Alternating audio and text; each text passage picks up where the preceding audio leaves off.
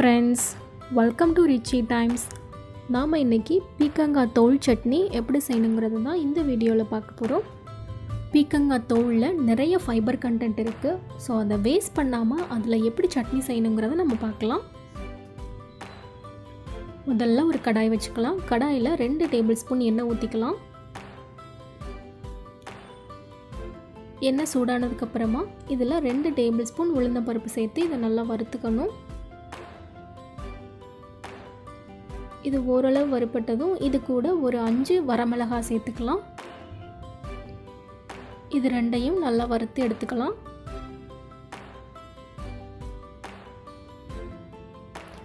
இப்போ இது நல்லா வறுப்பட்டுருச்சு. இதை நம்ம தனியாக எடுத்து வச்சிடலாம்.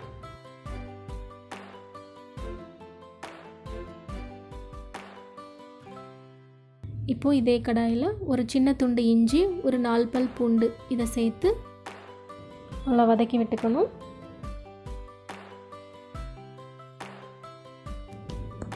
இப்போ இது ஓரளவு வதங்கினதுக்கப்புறமா பீக்கங்காய் தோலெல்லாம் சேர்த்துடலாம்.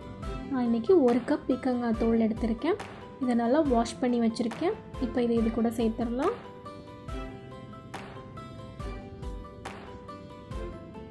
சேர்த்துட்டு நல்லா வதக்கி விட்டுக்கணும். இது நல்லா சுருள வதங்கி வரணும். அது வரைக்கும் நம்ம வதக்கி விட்டுக்கிட்டே இருக்கணும்.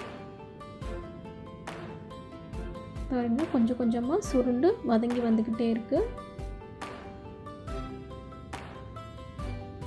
இப்போது பீக்கங்காய் தோல் எல்லாமே நல்லா சுருண்டு வதங்கிடுச்சு பாருங்கள்.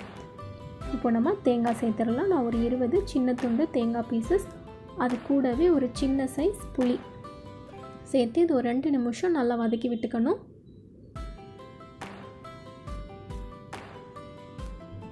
இப்போது கடைசியாக இது கூட ஒரு 1/4 டீஸ்பூன் பெருங்காயம் சேர்த்துக்கலாம். கூடவே இந்த சட்னிக்கு தேவையான அளவு உப்பு சேர்த்துட்டு நம்ம ஸ்டவ் ஆஃப் பண்ணிடலாம். இது ஆறுனதுக்கு அப்புறமா நம்ம மிக்ஸி ஜாரில் எல்லாத்தையும் போட்டு நல்லா ஃபைன் பேஸ்ட்டாக அரைச்சி எடுத்துக்க போகிறோம்.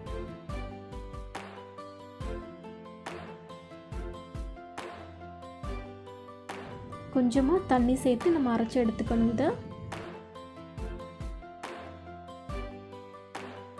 இப்போ இதை நம்ம அரைச்சி எடுத்தாச்சு. அடுத்து நம்ம தாளிச்சிடலாம் சட்னியை. இப்போது இதே கடாயில் ஒரு 2 டேபிள் ஸ்பூன் நல்லெண்ணெய் ஊற்றிக்கலாம். நல்லெண்ணெயில் தாளித்தோன்னா சட்னி இன்னும் நல்லா சூப்பராகவும் டேஸ்ட்டாகவும் இருக்கும்.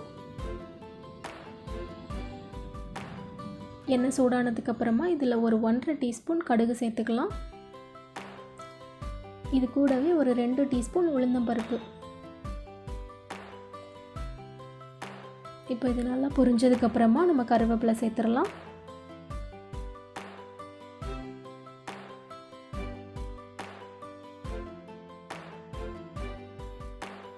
இது நல்லா பொரிஞ்சதுக்கப்புறமா நம்ம அரைச்சி வச்சுருக்க பீக்கங்காய் தோல் சட்னியை இது கூட சேர்த்து வதக்கி விட்டுக்கலாம். நான் மிக்ஸி ஜாரில் ஒரு 1/4 கப் தண்ணி சேர்த்து அதை நல்லா கழுவி இதில் ஊற்றிக்கிறேன்.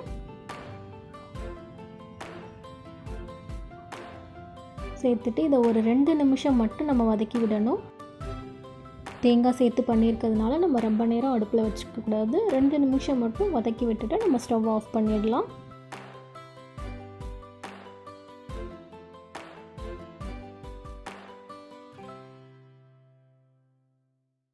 இப்போ இதை ஒரு பவுலுக்கு மாற்றிடலாம். அவ்வளோதான், பீக்கங்காய் தோல் சட்னி ரொம்ப சூப்பராக ரெடி ஆகிடுச்சு. இது இட்லி, தோசை இது கூடலாம் வச்சு சாப்பிட்றதுக்கு ரொம்ப சூப்பரான சைட் டிஷ்ஷாக இருக்கும். நீங்களும் இதை ட்ரை பண்ணி பாருங்கள். தேங்க்ஸ் ஃபார் வாட்சிங். உங்களுக்கு இந்த வீடியோ பிடிச்சிருந்தால் லைக் பண்ணுங்கள், கமெண்ட் பண்ணுங்கள். மறக்காமல் நம்ம சேனலை சப்ஸ்கிரைப் பண்ணி பக்கத்தில் இருக்க பெல் ஐக்கானையும் கிளிக் பண்ணிக்கோங்க.